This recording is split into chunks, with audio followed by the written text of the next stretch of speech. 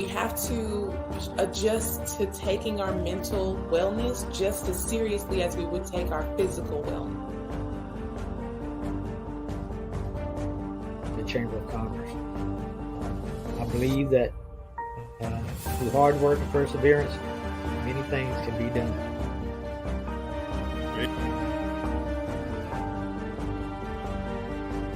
You know, I'm getting to a point where I want to see the young people take the mantle, take the light, take the torch, whatever they got to take, and run with it. 1619 on down to today, we need to know history, and we need to teach it. We need to show the students and teach them about what happened in this country. You know, we can't sweep this under the rug. We are here working together, and as Dr. King says, we're all in this boat together. We're doing great things, but we still have a far piece to go.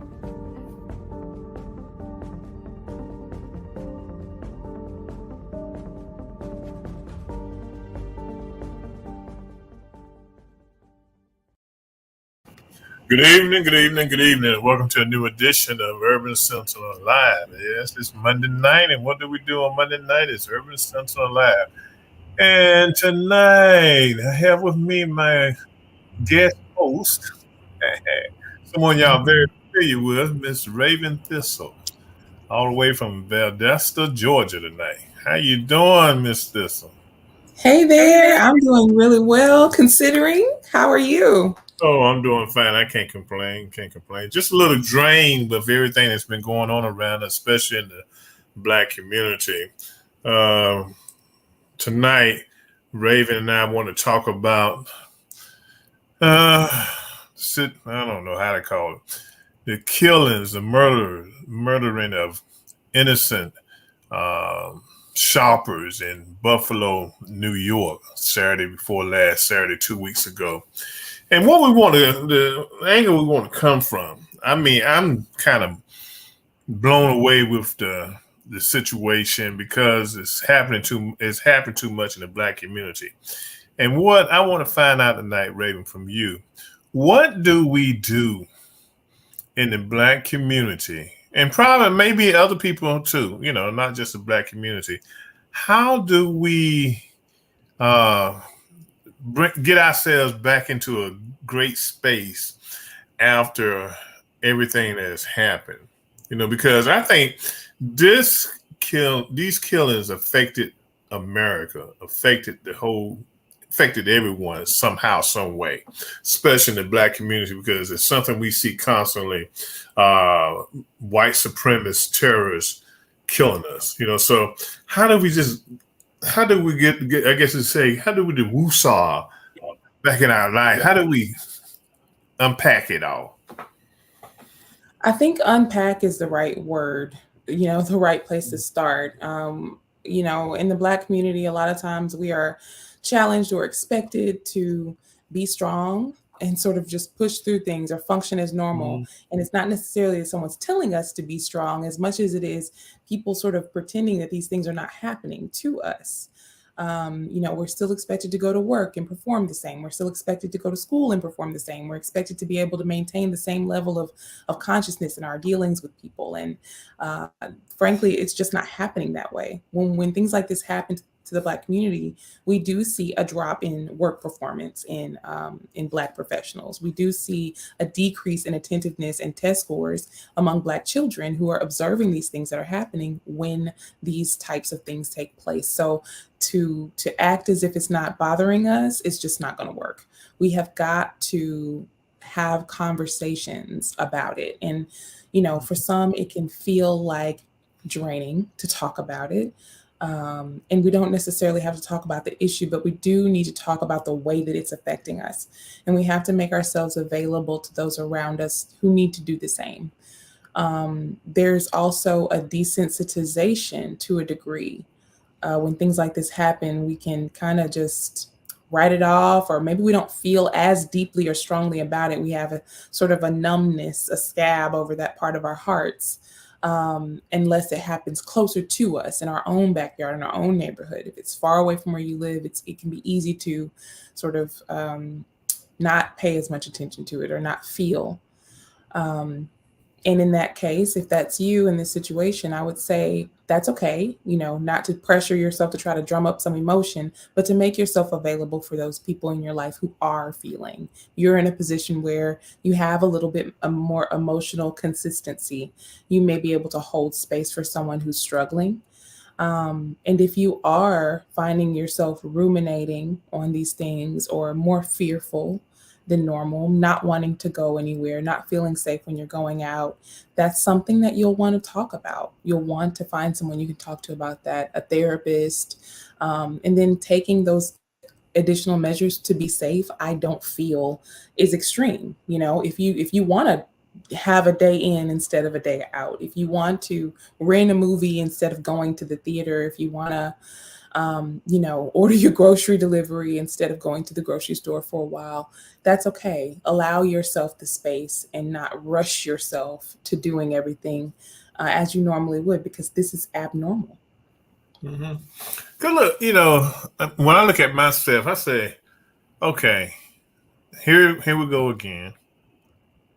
And you think that we're at a point in this, well, we know we're not at a point in this country where racism and white supremacy is just going to go away. But you want to feel comfortable in your years that you have left, that this is a good place to be. You don't want to have to go out the house every morning or whenever you leave the house and think about, am I going to make it back home that day? Because you look at those individuals who lost their lives in Buffalo. When they went to the grocery store, they went on a purpose of getting food to cook. Okay, they didn't go to get killed. They didn't know that this was going to be their last time. Especially the oldest one, 86 years old, I believe, and she had gone to see her husband at the nursing home, and she was just went in there to get some food for dinner. And so I think mentally for a lot of blacks, it has drained us because it's the same scenario over and over. If it's not South Carolina, then it's George Floyd or someone else, getting beat down by the police officers, So I think it's tough on the black community right now, because we don't know what to do anymore. We don't know how to approach it anymore. What do you tell your children, your grandchildren? I'm hoping, and I was hoping, but I'm looking around now. I'm looking at what kind of life my grandkids and great grandkids have here in America. Yeah, and it's sad. It is really sad. It is really sad to see how this country is going down the tubes when it comes to race relations. But nobody wants to talk about it strongly. We talk about it, but we don't press on it. Okay. We don't press on it, so, I think a lot of people have mixed emotions about what's happening now, what has happened. I think situations like this do more benefit to racism than the absence of a situation like this, because it gives the racist groups, people, organizations, the opportunity to point at an individual and say, this person was full of hate. This person becomes the villain. And it takes the attention off of the larger systems at play that are building a space and environment where this type of person can carry out what they carry out. They're feeding this type of person the information that they want to be able to develop such a hatred for Black people. The type of content, imagine the type of content and the type of conversations that led this 18-year-old to the depths of hatred for Black people that he would decide to do something like this. Conversations are extremely powerful. And the types of narratives that we expose ourselves to are extremely powerful. And so it's a word of caution to the Black community, everyone, to be very mindful of the types of things that we are feeding into and the types of things that we are ingesting ourselves. What types of conversations are we having? And how might somebody who is driven and prone to action take that conversation?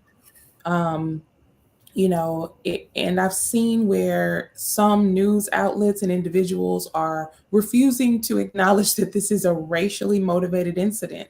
And that type of invalidation for Black lives and Black fear and the experience and the truth does nothing but compound on the pain and the frustration that many of us are feeling.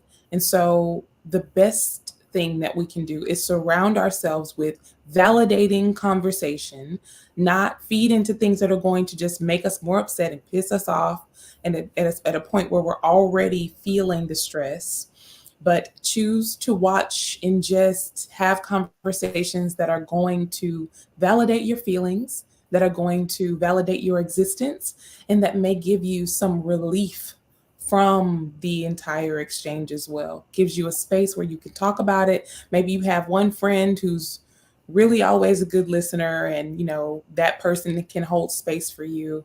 I would also say avoid dumping on people. Ask first. If you have the opportunity to talk to somebody, my friends know I always ask them, hey, I really need to talk about something. Do you have emotional space to hold for me right now? Are you mentally present enough to give me advice? You feel up to this conversation because it's going to be kind of heavy. And they're allowed to say no. They're allowed to not have room, and go to someone else if that's the case. And if you need to go to therapy, there are free um, places where you can go to talk to someone. You just have to look in your local community resources. See if your county pays for therapy for a certain situation or certain type of person or whatever, and find those free resources for yourself. You made a good point earlier when you talked about how you do see people on TV not acknowledging the fact that this was a racist act. And basically, it comes from Republicans, because if you look at the Republicans, when they came out to offer their condolences last Saturday, one person in particular, one of the congresswomen from New York, state of New York, who was a Republican, and I think she might have been the congressman for the Buffalo area. She offered her condolences, but never called out this terrorist act as a racial and hatred, induced act by a white supremacist. Never mentioned it, and so that's another thing I think we got to talk about too, because when we look at, there's a certain segment of the population that would never utter the words racism. They would never utter the words terrorists or white supremacists. Okay, they won't say those words because they're playing to their base. They trying to gloss over it. That's why, I know CRT is a college level, graduate level course, but we can't even control what our kids learn in school no more, because they're writing the history books now, and they're not even writing anything in about slavery, about the racism that has been going on in this country since 1619. They have pretty much whitewashed history to make themselves feel good. And they still do it. When you see the actions that took place in Buffalo, they still won't come out and say this was a racist act. This was an act by terrorists who had ties to white supremacists. Yeah, they won't. And it's the same fear narrative. I really appreciate that you brought up critical race theory when we talk about this, because it really is coming from the same place. You are absolutely spot on. They don't want to center themselves in the conversation about race. They want to center Black people. So notice how when there is talk of slavery, or at least when I was in school, the only mention of slavery was about the slaves and about the Black people. That was what it was about. They don't want to talk about slavery as it centers them, that this is what white people did. After white people came to America, murdered millions of Native Indians. Americans, and stole land and claimed it for their own and stole crops and did all of these things. Then they stole people, murdered those people, terrorized those people, and the terrorism went on. They want to talk about Martin Luther King when it's, Martin Luther King Day in school and having a dream, but they don't want to center white people in the conversation around hatred, because that will require them to change. That would require a mirror, that would require accountability, reparations, things that are above and beyond what these groups are willing to do. And so it's easy for them to point to an individual and say, oh, this individual is racist and they are a minority. We won't call them racist. We'll talk about their actions. We won't talk about the things that motivated their actions. And then if the person is white, let's give them a pass and say that they were acting from a place of mental illness. Let's make something very, very clear. Mentally ill people every day get up, get dressed, go to work. They show up for their family members. They have hard conversations when they need to. They do not show up and murder a bunch of people. People who suffer from depression, people who suffer from anxiety, who have been diagnosed with a myriad of conditions. These things do not cause you to go and shoot up and target people. That is a fallacy. It's something that news media leans on from time to time when they want to give a white person a pass for doing something unthinkable and violent. But really, they're taking the attention away from the absolute fact that violence is a core value and principle of white culture. And it has been since before they discovered America, before they started to bring that violence to this soil. Violence has been a part of the way that white culture has solved their problems for centuries. And so when a person shows up and acts in extreme violence, they are acting in accordance with the laws and the room that this government has created for them.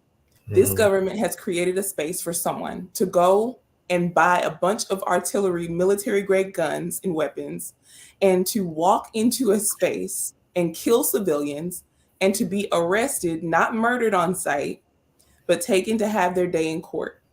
That's what this country has permitted, allowed, and made space for this man and many others before him to do, especially when it is against Black people. We can say people of color, but there's a different level of hatred and intolerance for specifically Black people and anti-Black racism. These things are facts that we have to mentally and emotionally cope with. And so I agree with what you said about hoping for a better place for our future generations, grandchildren. And I lived for a couple of years in Italy, and my younger daughter was born there. And I felt so safe. I never once went somewhere and worried that something bad was going to happen to me. I never feared the police. I would see the police kind of going for walks together sometimes. They were unarmed the majority of the time. No one was allowed to have guns. Nobody had guns except for maybe some American civilians might have weapons in their homes, but none of the Italians had weapons.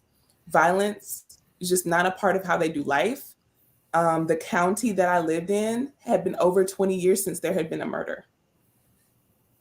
So feeling unsafe in America is something that is justifiable. It technically is a pretty unsafe place compared to many countries around the world. Right. And so it's natural for us to feel afraid or unsafe. But what we have to do is create safety for ourselves, creating that sense of safety. Whatever you need to do to make yourself feel safe.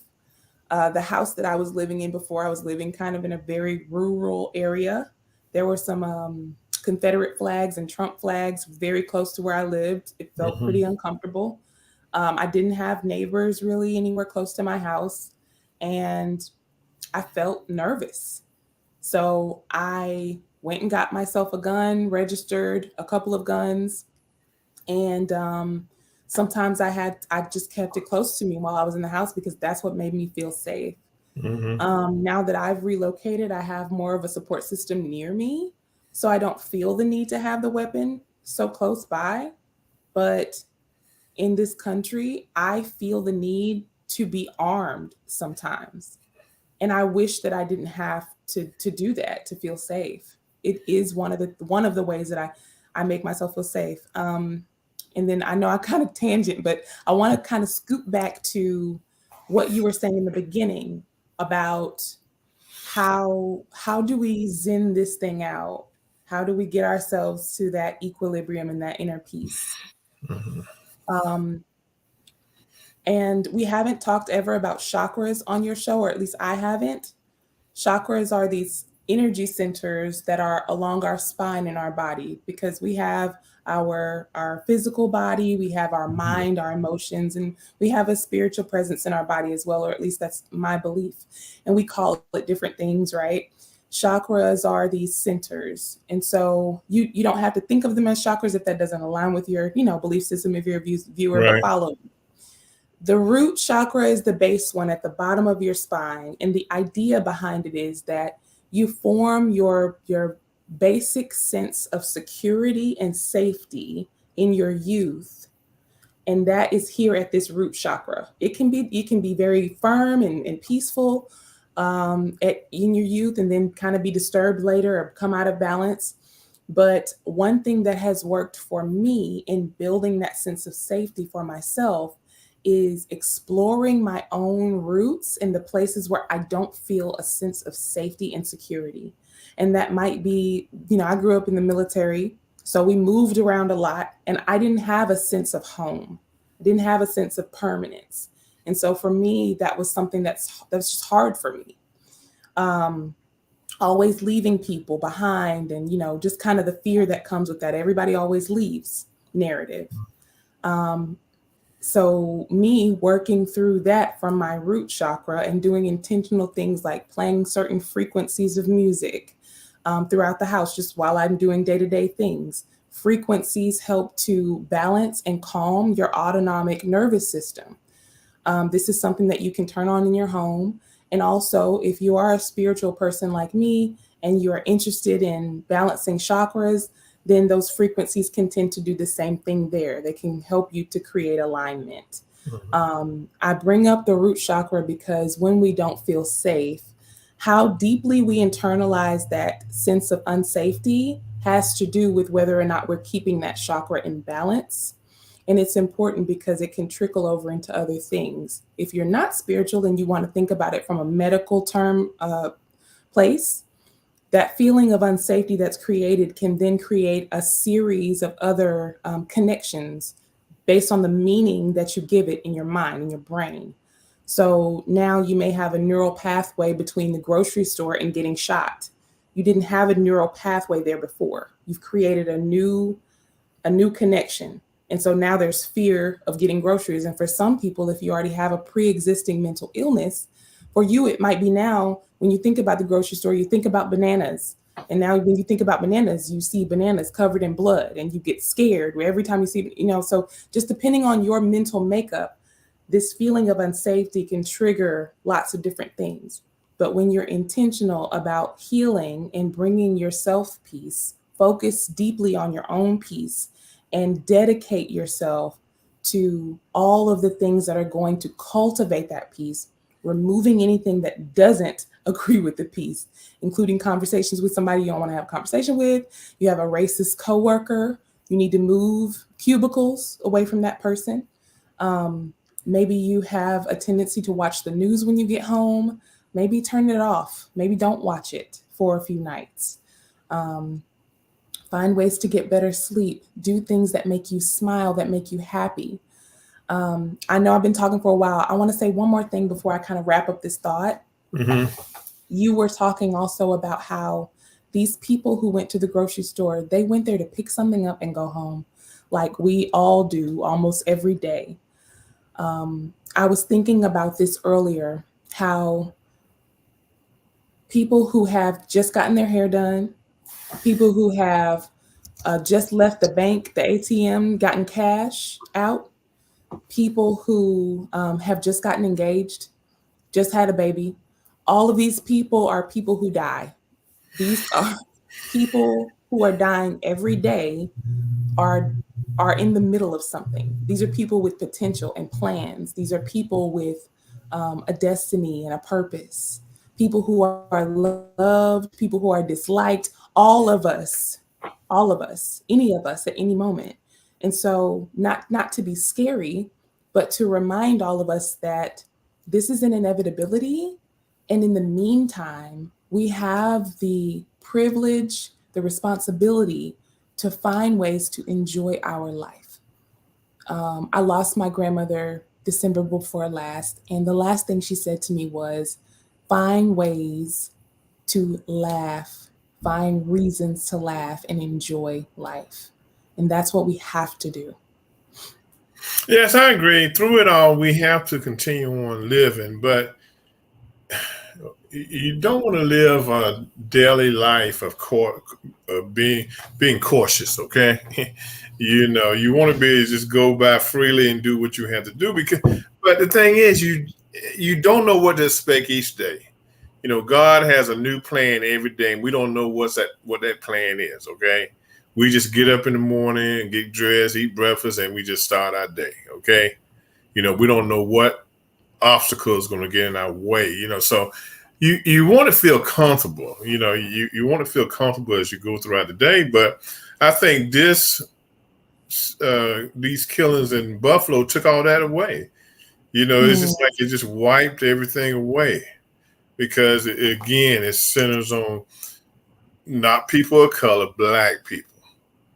And for some reason around the world, we're the most hated group of people on this planet, okay? And I'm not calling out all whites, because there are some whites out here that are not racist, okay? But there's a small group that makes the whole group look bad, okay?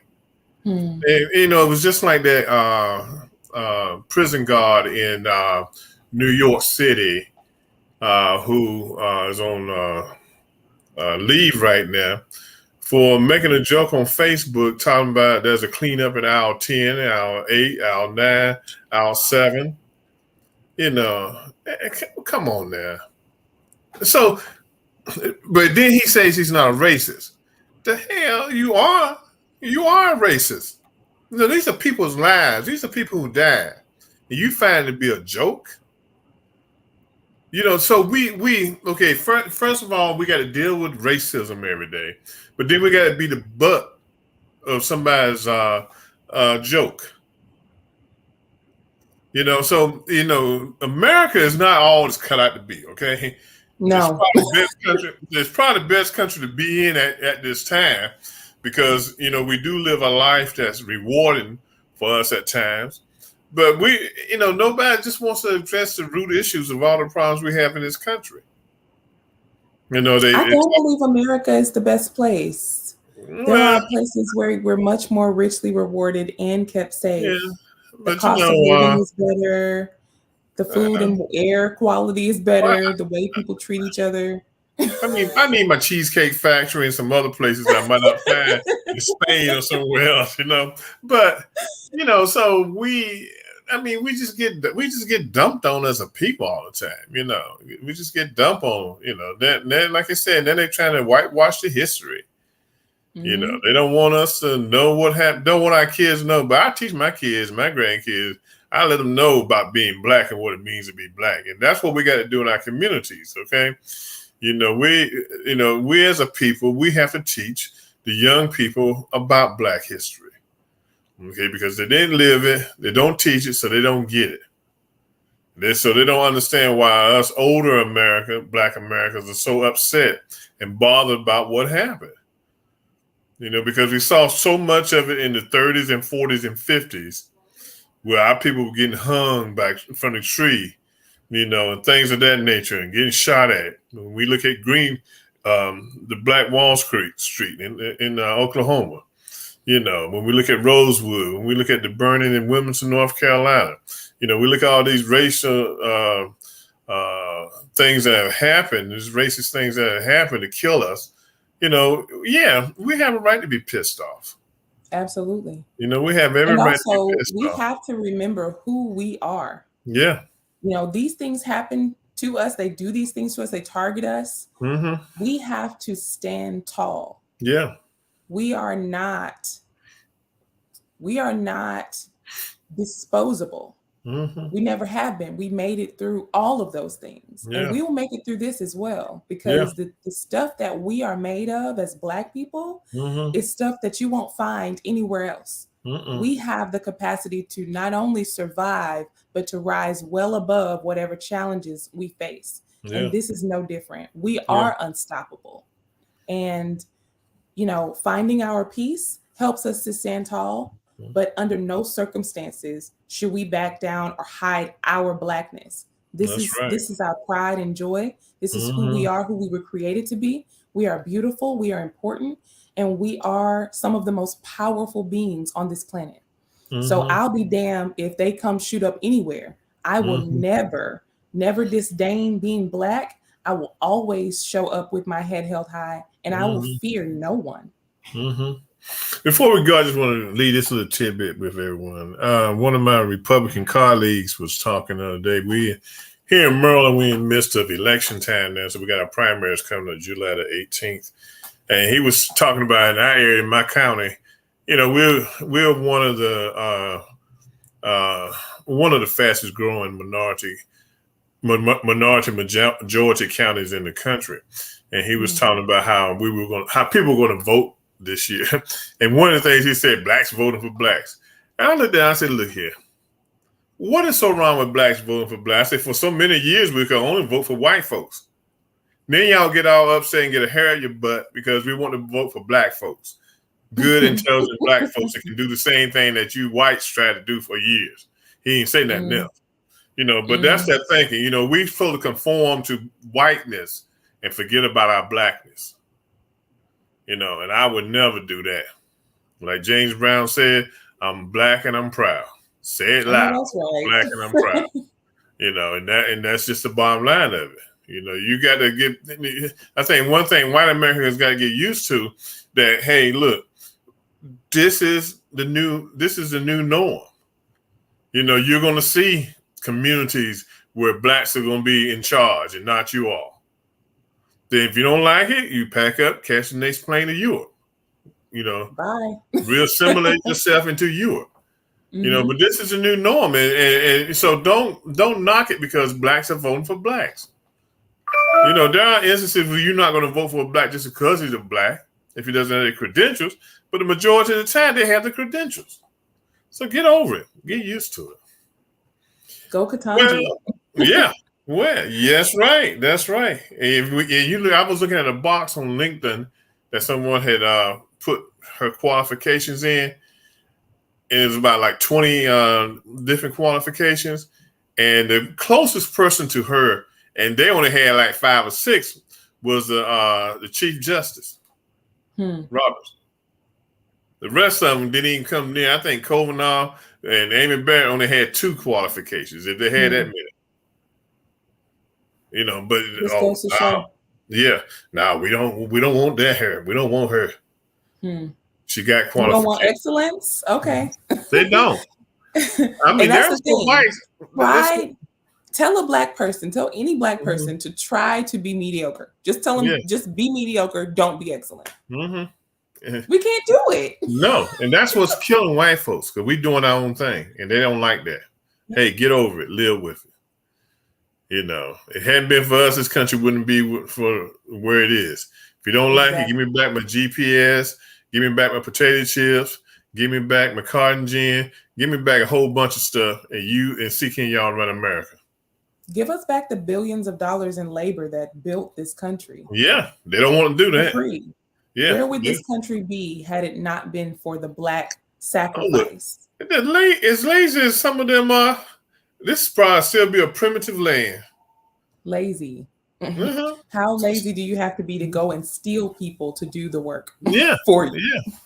That's right. That's right. So yeah. Well, look, Raven, I have enjoyed talking to you tonight.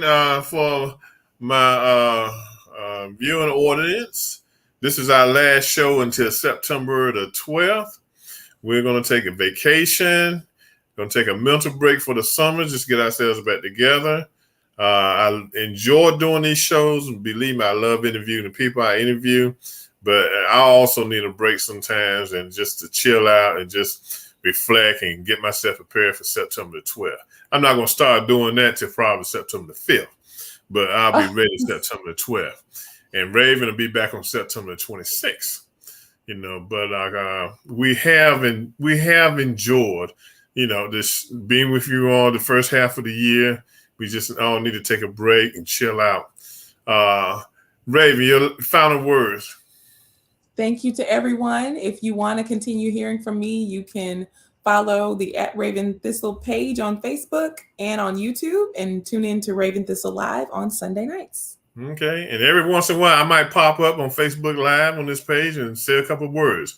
But going out, Tony has queued up James Brown. Say it loud. I'm black and I'm proud. Bring it up, Tony. Turn it up. I don't hear it.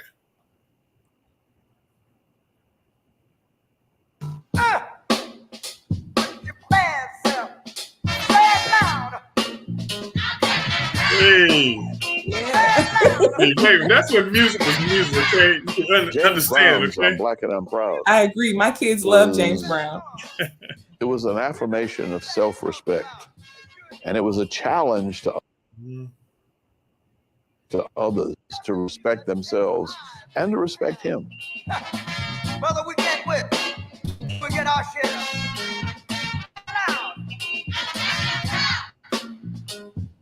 Say it now. One more time. Say it now. You know, James Brown understood it. He understood Everybody was What he trying did to was think of what to important. say about Martin Luther King getting shot, about the situation in America, the civil rights movement. Everybody just wanted to know how to capsulize it. And so when James Brown said, say it loud, I'm black and I'm proud, that said it. That's it. So when he said it, everybody hollered back, I'm black and I'm proud. The words were magical. I mean, that was the ultimate emancipation.